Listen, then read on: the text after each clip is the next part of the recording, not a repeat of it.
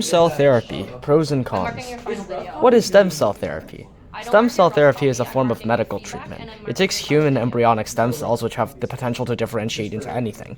And then through this, it has prospects of solving heart issues, repairing cardiac tissue, and at least being the solution of many degenerative diseases. So, this has immense health benefits. Heart diseases are a leading cause of death amongst high-income countries, and stem cells can rebuild blood vessels and strengthen heart tissue. Stem cells are also one of the only palatable treatments available in this field.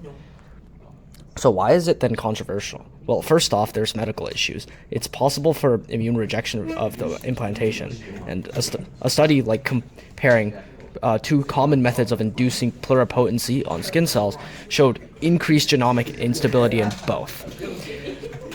So, then it comes to the second problem. Is this moral? An embryo is a human life, therefore harvesting it is murder. That's what detractors would say. However, proponents say that there's no way in which a blastocyte can count as a human life because it's simply an accumulation of cells with no sentience or feelings.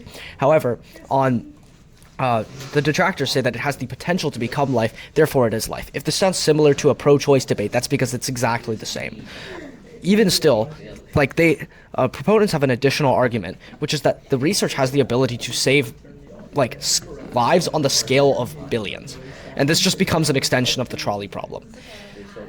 So, is stem cell therapy essentially cloning then? Well, detractors believe that we may one day reach a world in which human bodies are grown in labs, incubation chambers, for the sake of harvesting their organs and biomatters and stuff. And, overall, this is a pretty dystopian world, versus proponents don't buy this dystopia. They believe that even if this becomes a scientific possibility one day, humans will regulate this field the same way in which they regulate every other potentially dangerous field of science.